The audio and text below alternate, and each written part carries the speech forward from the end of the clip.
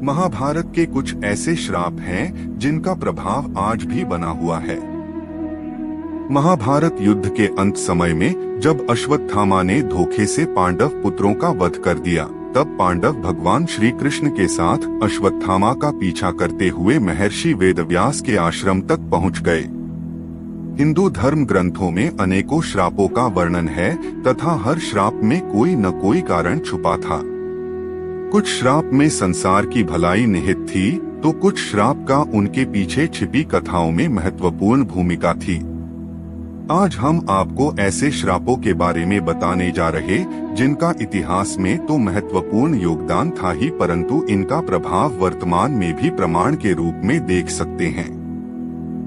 Video में आगे बढ़ने से पहले हमारे YouTube चैनल हिंदू ज्ञान संगम को लाइक सब्सक्राइब करें और कमेंट में राधे राधे लिख दें, आपका कल्याण ही कल्याण होगा।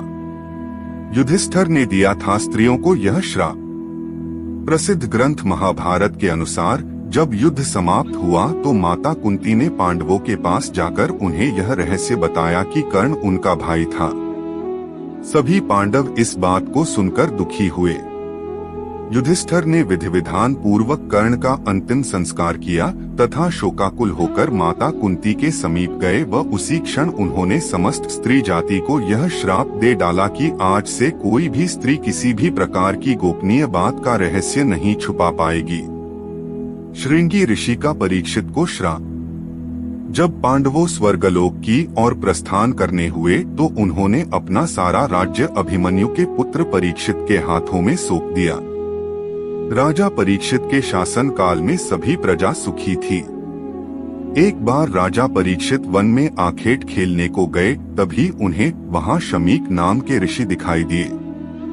वे अपनी तपस्या में लीन थे तथा उन्होंने मौन व्रत धारण कर रखा था। जब राजा ने उनसे कई बार बोलने का प्रयास करते हुए भी उन्हें मौन पाया तो क्रोध में आकर उन्होंने ऋषि के गले में एक मारा हुआ सांप डाल दिया। जब यह बात ऋषि शमीक के पुत्र श्रृंगी को पता चली तो उन्होंने राजा परीक्षित को श्राप दिया कि आज से 7 दिन बाद राजा परीक्षित की मृत्यु तक्षक नाग के डसने से हो जाएगी।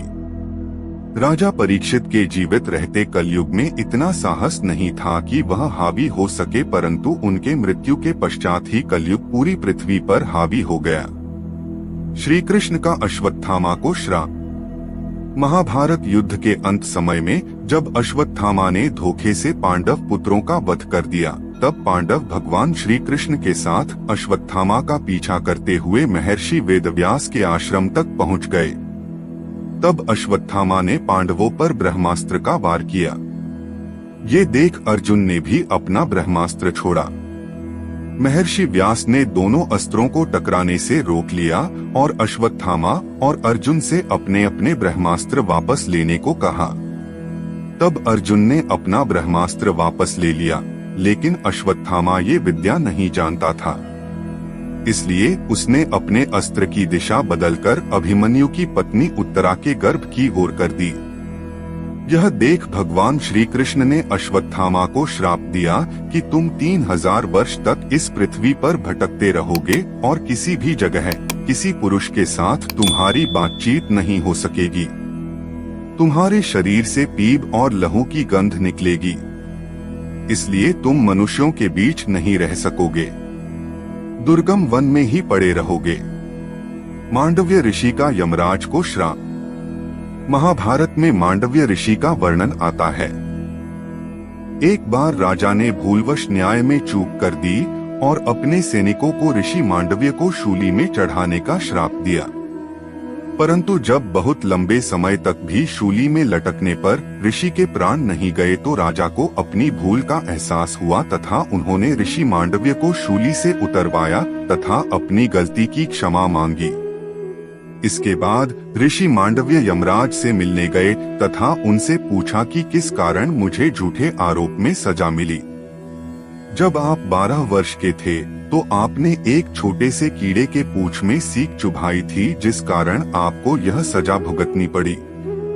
तब ऋषि मांडव्य ने यमराज से कहा कि किसी को भी 12 वर्ष के उम्र में इस बात का ज्ञान नहीं रहता कि क्या धर्म है और क्या अधर्म, क्योंकि कि तुमने एक छोटे अपराध के लिए मुझे बहुत बड़ा दंड दिया है।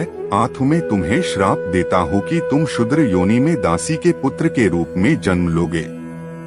मांडव्य ऋषि के इस श्राप के कारण यमराज को विदुर के रूप में जन्म लेना पड़ा। उर्वशी का अर्जुन को श्राप। महाभारत काल में एक बार अर्जुन दिव्यास्त्र पाने के लिए स्वर्ग लोक गया। वहां उर्वशी नाम की एक अप्सरा उन पर आकर्षित हो गई। जब उर्वशी ने यह बात अर्जुन को बताई तो उन्होंने उर्वशी को अपनी माता के समान बताया। इस बात पर उर्वशी क्रोधित हो गई तथा उन्होंने अर्जुन से कहा कि आखिर तुम क्यों नपुंसक की तरह बात कर रहे हो। मैं तुम्हें श्राप देती हूँ कि तुम नपुंसक हो जाओ तथा स्त्रियों के बीच तुम्हें नर्तक बनकर रहना पड़े। जब यह बात अर्जुन ने देवराज इंद्र को बताई तो इंद्र ने अर्जुन को संतावना देते हुए कहा कि तुम्हें घबराने की जरूरत नहीं है।